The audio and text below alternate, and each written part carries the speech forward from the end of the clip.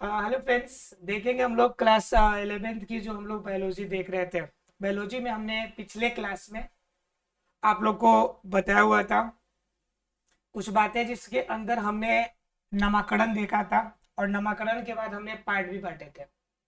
और सभी पार्ट्स के बारे में आपको मैंने बताया था जिनके नाम आपको जनरली याद रखने हैं, जो यानी कि जो जैव विविधता के अंदर हम लोग देख रहे हैं, जैव विविधता, इसके अंदर हम लोग जो देख रहे हैं जो टॉपिक, उसके अंदर हमने देखा था कि कल हम लोगों ने 7 भागों में कुल बांटा था। और याद करने के लिए आपको तरीका भी हमने बताया था, जिसके अंदर पहला हमारा क्या था, जाति था। दूसरा क्या था हमारा, वंश था। तीसरा क्या था हमारा,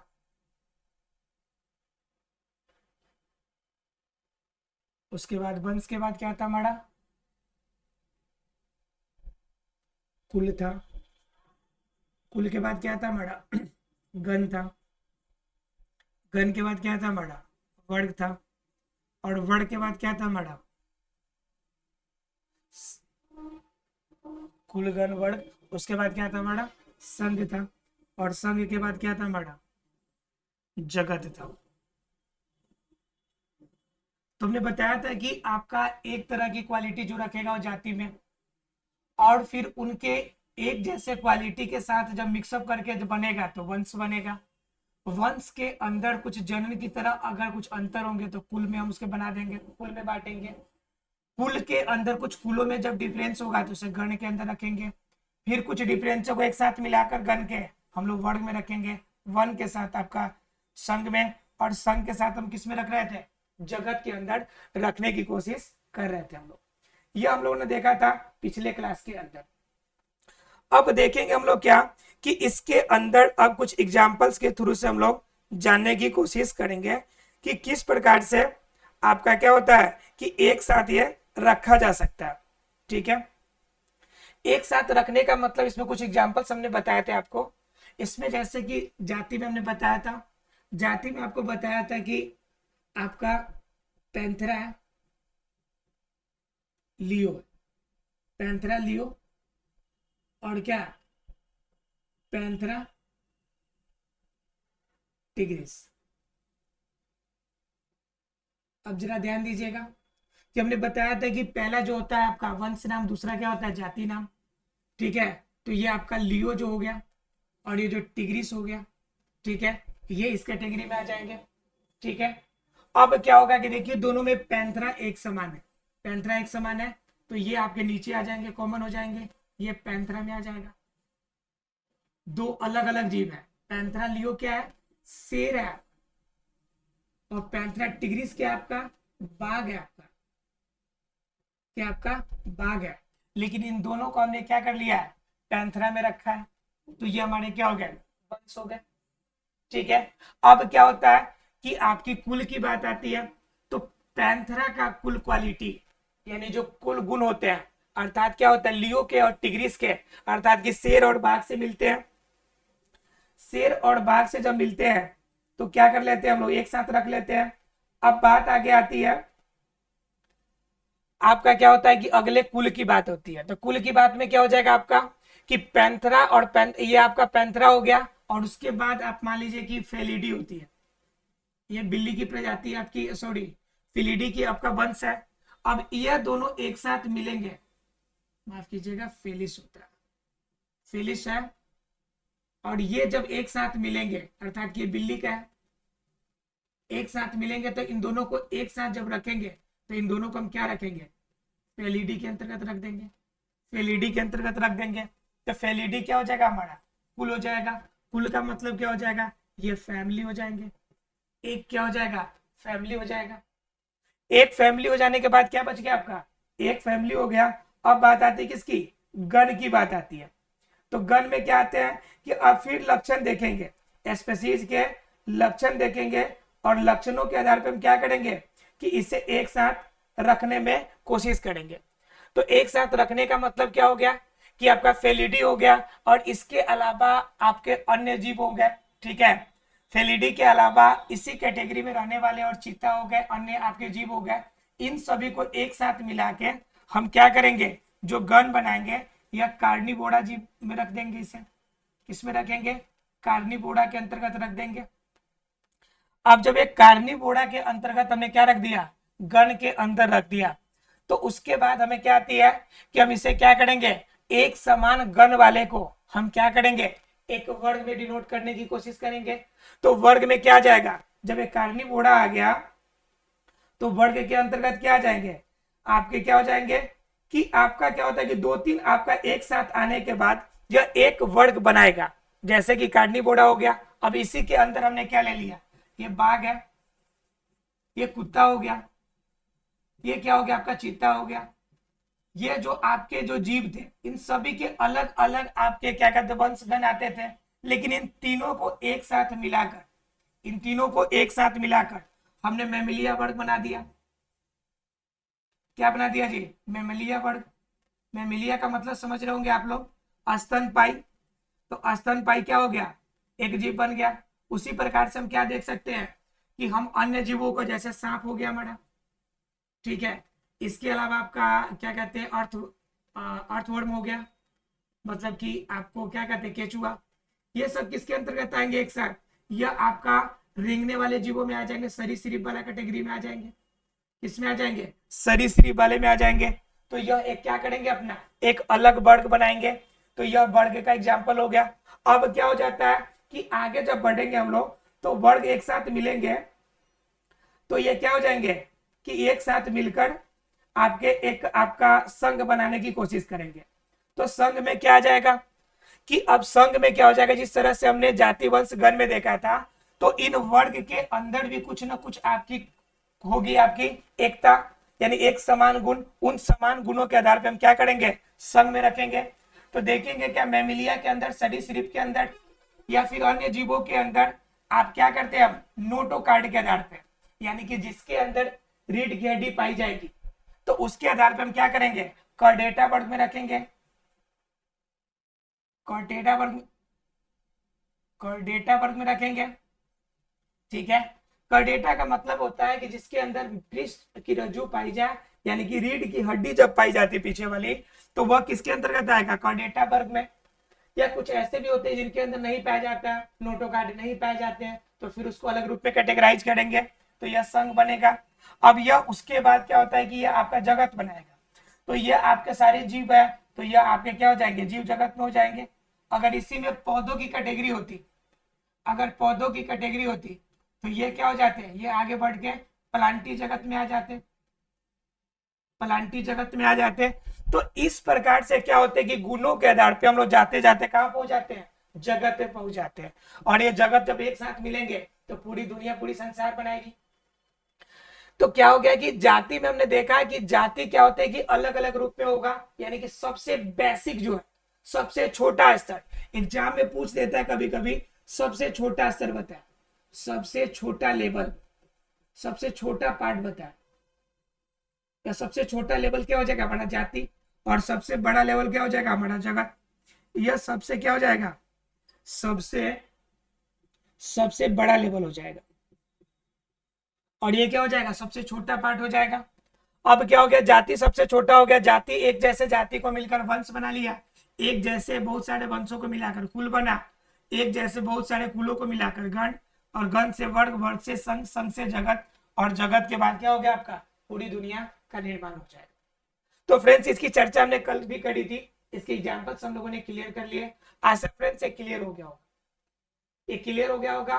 तब हम लोग जानेंगे RH टेकर के द्वारा जो आपकी अन्य जो 5 आपके प्रकार बनाए गए हैं, उनके अंदर कौन कौन आता है और उनको हम लोग कैसे जानते हैं, इनके बारे में हम लोग जानने की कोशिश करेंगे।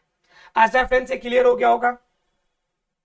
चलिए, अगर क्लियर हो गया तो अब हम जानने की कोशिश करते हैं अगले पॉइंट को, अर्थात कि अलग जो प्रकार बना हुआ है उन प्रकार के बारे में, 5 प्रकार को। इसे याद करने का तरीका आपको बताया था, जो ट्रिक बताया था उसे याद रखना है, और कम से कम आपको 5 जो जीवों के रासायनिक वैज्ञानिक नाम है, इसे जरूर याद रखना चाहिए, क्योंकि एग्जाम में कभी कभी क्या होते हैं कि ये वैज्ञानिक नाम ही पूछ देते हैं, ठीक है। तो जैसे आपका आम का हो गया, मानव का हो गया, आपका शेर का हो गया, इसके अलावा आपका बैगन का हो गया, इसके अलावा अन्य पेड़ पौधे के होंगे। तो ये ऐसे नाम है जिनके क्वेश्चंस पूछे जाते हैं, ठीक है। लीची का हो गया, ये सभी क्वेश्चंस पूछे जाते हैं। तो इन क्वेश्चंस को आपको याद रखना है, इनके वैज्ञानिक नाम को याद रखना है, ताकि आपको एग्जाम में आए तो फिर उस समय ये ना सोचना पड़े कि आपने पढ़ा था, याद है फिर नहीं है, ठीक है। तो हम यहाँ पर अब जानेंगे आरएच व्हिटेकर, किसके बारे में जानेंगे, आरएच व्हिटेकर के द्वारा प्रस्तुत किया गया वर्गीकरण। आरएच व्हिटेकर ने क्या प्रस्तुत किया था वर्गीकरण, उनके बारे में हम लोग जानने की कोशिश करेंगे। तो आरएच व्हिटेकर ने जीव जगत को अर्थात जैव विविधता को मुख्य रूप से 5 भागों में बांटने की कोशिश की है। तो 5 भागों में कौन कौन हो गया आपका, 5 भाग कौन कौन शामिल होते हैं। तो सबसे पहला भाग जो होता है आपका मोनेरा, क्या होता है मोनेरा। उसके बाद क्या हो गया आपका प्रोटिस्टा, क्या हो गया आपका मोनेरा प्रोटिस्टा। उसके बाद क्या फंजाई, फंजाई के बाद क्या, फंजाई के बाद आपका एनिमिलिया। उसके बाद क्या प्लांटी, प्लांटी। यह 5 प्रकार बताने की कोशिश करी है उन्होंने कि आरएच व्हिटेकर ने कहा, हालांकि इससे पहले अरस्तु ने भी ट्राई किया था कि जैव विविधता का वर्गीकरण करे, तो उन्होंने 2 ही भाग बांटा था, एनिमिलिया और प्लांटी। तो जब 2 भाग बांटा था तो उसको बहुत बड़ी सारी समस्या का सामना करना। उन्होंने कहा भाई कि एनिमिलिया और प्लांटी, थोड़ा सा अरस्तु के बारे में चर्चा कर लेते हैं। एरिस्टोटले, ठीक है, जिससे हम लोग अरस्तु कहते हैं, इन्होंने जो वर्गीकरण किया था एनिमिलिया और प्लांटी में तो किया था। तो ये क्या किया था, कह रहा था कि एक जो होगा प्रकाश संश्लेषण की क्रिया करेगा, एक क्या करेगा प्रकाश संश्लेषण की क्रिया करेगा, और एक जो होगा प्रकाश संश्लेषण की क्रिया नहीं करेगा। इस आधार पे 2 भागों में बांट देते हैं। लेकिन जब कंडीशन आ जाती थी तो बहुकोशिकीय जीवों में आपका बहुत हद तक सही था, लेकिन जब एकोशिकीय में आ जाते हैं, जब आपके जीवाणु पे आ जाते हैं, जब आप वायरस पे आ जाते हैं, तो क्या होता है कि उस समय में यह जो आपका 2 भागों में बांटने से कार्य नहीं हो पाता है, क्योंकि बहुत सारे गुण एक जैसे मिलते हैं, बहुत सारे आपके पौधे प्राप्त होते हैं छोटे रूप में, जिनके अंदर प्रकाश संश्लेषण की क्रिया नहीं होती है। तो फिर प्रॉब्लम दूर होगी, समस्या उत्पन्न होगी, और इन समस्याओं को दूर करने के लिए लास्ट में किया गया कि एरिस्टोटले का जो 2 विधि था, इसी को और ज्यादा मर्ज करके आरएच व्हिटेकर ने कहा कि अगर हम 5 पार्ट कर दें, अगर 5 टुकड़ों में से बांट दें, तो आसानी से क्या कर सकते हैं हम लोग जी, आसानी से हम किसी की भी आपकी जी जैव विविधता को आसानी से समझने की कोशिश कर सकते हैं। तब एक एक करके इनके सभी पार्ट्स के बारे में जानने की कोशिश करेंगे, ठीक है। तो पहला पार्ट हम लोग जानेंगे किसके बारे में, मोनेरा के। पहला पार्ट किसके बारे में जानेंगे, मोनेरा के। तो सबसे पहली बार जो इस पार्ट में किया गया कि इनके अंदर जो कोशिकाएं होंगी वह आपकी प्रोकैरियोटिक होगी। क्या होगी, प्रोकैरियोटिक। अब ये भाई प्रोकैरियोटिक क्या होता है, तो प्रोकैरियोटिक दरअसल क्या होता है कि कोशिकाएं जो होती है वह 2 प्रकार की होती है। जो कोशिका होती है सामान्य रूप से 2 प्रकार की होती है। तो कोशिका 2 प्रकार की कौन कौन, एक होती है आपकी प्रोकैरियोटिक, एक होती है प्रोकैरियोटिक और दूसरा होती है यूकैरियोटिक। एक होती है प्रोकैरियोटिक और दूसरा होती है यूकैरियोटिक, यूकैरियोटिक, ठीक है। तो प्रोकैरियोटिक यूकैरियोटिक में क्या अंतर होता है कि इनके अंदर कोशिका पाई जाएगी, और कोशिका के कवर करने के लिए कोशिका झिल्ली पाई जाएगी। इसमें स्पष्ट केंद्रक पाया जाएगा, इसके अंदर केंद्रक की झिल्ली पाई जाएगी, केंद्रक झिल्ली पाई जाएगी। इसके अंदर और क्या पाए जाएंगे, इसके अंदर कोशिकांग होंगे, कोशिकांग होंगे, वो भी झिल्ली युक्त, सभी के ऊपर झिल्ली पाई जाएगी। और क्या होंगे इनके अंदर, यूकैरियोटिक के अंदर जो आपका क्या कहते हैं अनुवांशिक गुण होंगे, वो क्या होंगे डीएनए के फॉर्म में होंगे। अर्थात कह सकते हैं कि अमीनो एसिड के रूप में होंगे। अमीनो एसिड इसमें पाया जाएगा, अमीनो एसिड का बना हुआ होगा आपका डीएनए, और इसके अंदर अनुवांशिक गुण अर्थात कि जीन वगैरह पाए जाएंगे। ये सारी चीजें हमें यूकैरियोटिक में मिलती है। लेकिन वहीं पे अगर जब प्रोकैरियोटिक में आ जाएंगे तो इसके अंदर कोशिका का कोई आकार आकृति नहीं होता, कोशिका का आकार नहीं मिलेगा प्रॉपर। आकार क्यों नहीं मिलेगा भाई? क्योंकि इसके अंदर कोशिका झिल्ली स्पष्ट नहीं होती, कोशिका झिल्ली नहीं रहती, ये तो सिर्फ लिक्विड फॉर्म में रहते हैं, यानी कोशिका झिल्ली अवेलेबल नहीं रहती। अस्पष्ट केंद्रक नहीं दिखता, इसमें अस्पष्ट केंद्रक नहीं होता। जब अस्पष्ट केंद्रक और कोशिका झिल्ली नहीं है तो सीधी सी बात है कि इसके अंदर जो कोशिकांग है, जैसे माइटोकॉन्ड्रिया हो गया, लवक हो गया, इस तरह के आपका कोशिकांग जो होंगे वह स्पष्ट रूप से हमें दिखाई नहीं पड़ेंगे, अर्थात इसके अंदर कोशिकांग नहीं पाया जाएगा। जब ये सारी चीजें इसके अंदर नहीं पाई जाएगी, ये सभी चीजें नहीं होगी, तो आपका कंफर्म है कि इसके अंदर अनुवांशिक जो डीएनए पाया जाता था, इस फॉर्म में डीएनए भी नहीं मिलेगा हमें। किस फॉर्म में मिलेगा यहाँ पर? तो यहाँ पर मिलेगा हमें जो कोशिकांग मिलेगा मुख्य रूप से आरएनए के फॉर्म में मिलेगा, या फिर नॉर्मल एमिनो एसिड के फॉर्म में मिलेगा। अमीनो एसिड नॉर्मल मिलेगा आपको, आरएनए मिलेगा यानी कि राइबोन्यूक्लिक एसिड मिलेगा, राइट। तो इस तरह से हम क्या कर सकते हैं कि इस तरह से ये सभी रूप में हो सकते हैं। तो ये प्रोकैरियोटिक है और यूकैरियोटिक है। तो अब क्या है कि जो मोनेरा जो मिलेगा, इस ग्रुप में उन जीवों को रखा गया है जो प्रोकैरियोटिक है और जो एक कोशिकीय है। कैसे बाबू? एक कोशिकीय, यानी जिनके अंदर जो जीव है वह एक ही कोशिका से बना हुआ है, एक कोशिकीय जीव है, एक से अधिक कोशिका उनके अंदर नहीं है, सिर्फ एक कोशिका है। और क्या?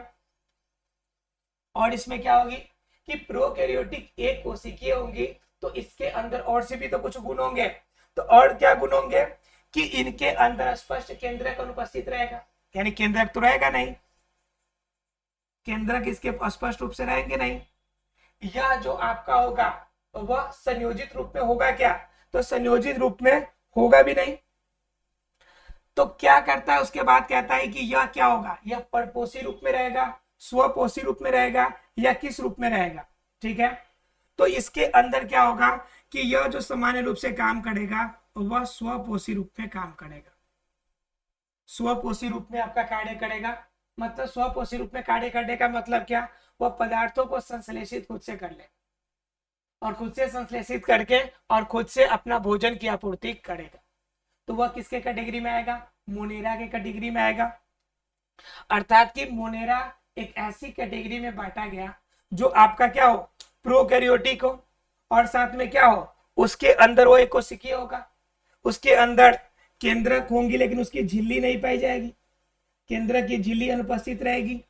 वह अपना भोजन करेगा लेकिन किस फॉर्म में करेगा? स्वपोषी रूप में करेगा। कुछ क्या होता है कि आपके मोनेरा के अंदर कुछ आपके उच्च वर्ग वाले भी मिलेंगे।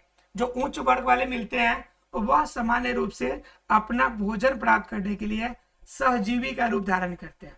सहजीवी और सभी सहजीविता जानते हैं आप लोग।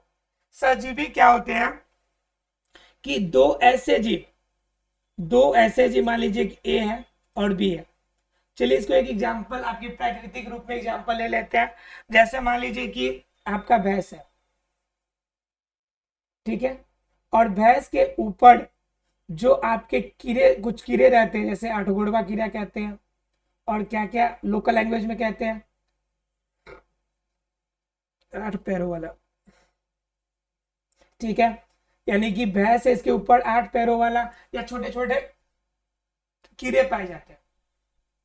अब कीड़े पाए जाते हैं, अब यह कंडीशन क्या है, और इसके ऊपर एक और है, मान लीजिए कि बगुला भी है या कौवा भी है, सी तीसरा बगुला,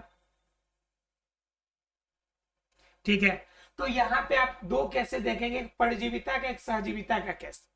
अब परजीविता सहजीविता में क्या होता है समझ लीजिए, एग्जाम में क्वेश्चन आते हैं क्या होता है कि भैंस के ऊपर यह जब ये आपके कीड़े हैं तो क्या कर रहे हैं, यह कीड़ा भैंस के ऊपर रह रहा है और उनसे क्या कर रहा है, उसका ब्लड भी ले रहा है, खून चूस रहा है। तो दूसरा नंबर क्या कर रहा है, उसके शरीर पर रह भी रहा है, यानी क्या, यह जो है आपका भोजन भी प्राप्त कर रहा है भैंस से, और प्लस में क्या, वहां पे अपना आवास यानी कि अपना घर भी प्राप्त कर रहा है, दोनों कंडीशन प्राप्त कर रहा है। इस दोनों कंडीशन में यह जो आपका कीड़ा है इसे फायदा हो रहा है। लेकिन बताइए क्या भैंस को इससे कोई फायदा है क्या, तो भैंस को कोई फायदा नहीं है। जब दो व्यक्तियों के बीच ऐसा संबंध जिसमें सिर्फ एक को फायदा होगा जबकि दूसरे को से कोई फायदा नहीं होगा, उस कंडीशन को हम लोग बोलते हैं परजीविता। उसको, इस कंडीशन को क्या बोलते हैं हम लोग, इस कंडीशन को हम लोग बोलते हैं परजीविता।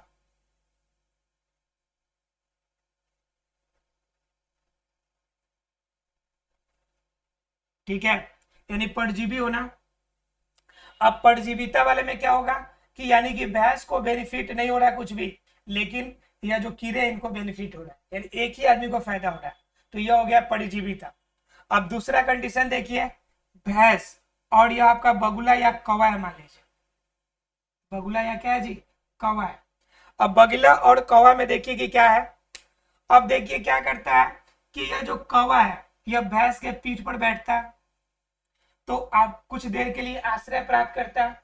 दूसरा नंबर क्या करता है, यह कौवा जो या बगुला जो है यह भैंस के ऊपर जो ये कीड़े हैं जो परेशान कर रहा है उसको खा लेता है, उसको खा लेता है। अब खाने के बाद क्या होगा, कौवा को क्या मिल गया, भोजन मिल गया, भोजन मिला, और कुछ समय के लिए क्या मिला, आश्रय भी मिला। भोजन और क्या मिला, कुछ समय के लिए आश्रय भी प्राप्त हुए। जब दोनों प्राप्त हुआ, भोजन और आश्रय प्राप्त हुआ, तो एक आदमी को तो फायदा हो गया, तो कंफर्म है बगुला को फायदा हो रहा है। लेकिन देखना यह है कि अब भैंस को फायदा हो रहा है कि नहीं। तो ये क्या है, जो कीड़ा भैंस को परेशान कर रहा था, जिनके वजह से यह ब्लड आपका निकाल ले रहा था, यह क्या हो गया कि कौवा ने इसे ले लिया, निकाल दिया, तो उसकी प्रॉब्लम तो कम कर दी। जब प्रॉब्लम कम कर दी तो कह सकते हैं कि इनडायरेक्टली फायदा हो गया आपके लिए। मान लीजिए कोई दो दोस्त है और आप जा रहे हैं रोड पर, आगे बहुत बड़ा पत्थर है आपकी गाड़ी के आगे। अब गाड़ी के आगे आपको वो पीछे से धक्का न लगाकर वो आगे से आपका पत्थर हटा दे तो आपके लिए फायदा ही कर रहा है ना, वो आपके लिए तो बेनिफिशियल ही हुआ, क्योंकि वो अगर नहीं हटाता तो आपको हटाना पड़ता। तो उस कंडीशन में वो आपको क्या कर रहा है, फायदा दे रहा है। तो ठीक उसी प्रकार यहां पर भैंस को बेनिफिट हो रहा है और बगुला को भी बेनिफिट हो रहा है। तो इस कंडीशन में दोनों एक दूसरे से फायदेमंद है। तो यह दोनों केस जो होता है, यह केस होता है सहजीवी का। क्या केस होता है, सहजीवी का। तो ऐसे जीव जो इस प्रकार की क्रिया करते हैं उसे सहजीवी कहते हैं, और इस प्रकार रहने की जो प्रक्रिया है उसे हम क्या कहते हैं, सहजीविता के नाम से जानते हैं। किसके नाम से जानते हैं, सहजीविता के नाम से जानते हैं। अर्थात क्या होगा कि जो बड़े जीव होंगे वह सहजीवी के रूप में कार्य करेंगे। क्लियर है। तो ये क्या हो गया, मोनेरा के कुछ पार्ट, मोनेरा के बारे में हम कुछ जानने की कोशिश की है कि मोनेरा के अंदर मुख्य रूप से होगा क्या। तो ये सामान्य रूप से कोशिकीय होंगे, लेकिन जब ये बड़ा कंडीशन में आएगा उस समय वह क्या होगा, सहजीवी के रूप में रह सकता है। सामान्य रूप से किस रूप में रहता है, यह स्वपोषी के रूप में रहता है। उसके बाद हम लोग क्या जानेंगे, प्रोटिस्टा के बारे में जानेंगे। तो प्रोटिस्टा में सेम चीज है, बस थोड़ा सा डिफरेंस है इसमें। प्रोटिस्टा के अंतर्गत कैसे जीव आएंगे, तो प्रोटिस्टा के अंदर यूकैरियोटिक जीव आएंगे। कैसे जीव आएंगे, यूकैरियोटिक। तो यूकैरियोटिक हमने बताया आपको कि जिसके अंदर स्पष्ट रूप से कोशिका झिल्ली होगी, स्पष्ट रूप से केंद्रक दिखाई पड़ेगा, जिसके अंदर केंद्रक झिल्ली भी होगी, कोशिकांग झिल्ली युक्त होगी, आपके अनुवांशिक गुणों में डीएनए पाए जाएंगे। ठीक है, तो ये सारी चीजें आपको क्या मिलेगी, यूकैरियोटिक में मिलेगी। लेकिन क्या होगा, इनके अंदर भी एक बात होगी कि ये जीव क्या होंगे, एक कोशिकीय होंगे। कैसे होंगे जी, एक कोशिका वाले होंगे। अब एक कोशिका वाले होंगे और यूकैरियोटिक होंगे। अब बात आती है कि इनके अंदर जो आगे की क्रिया यानी कि भोजन की क्रिया है, यह किस रूप में ये करेंगे, और इसके अंदर आप केंद्रक झिल्ली की बात कीजिएगा तो केंद्रक झिल्ली किसमें उपस्थित रहेगा, नीचे वाला सजीवता मिटा देते हैं।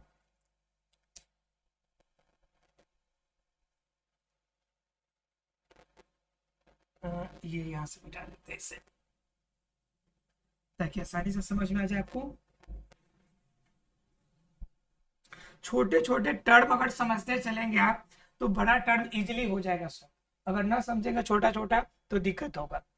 इसके अंदर क्या है कि इसके अंदर कुछ में कोशिका भित्ति भी पाई जाती है, उसमें क्या पाई जाती है, कोशिका भित्ति।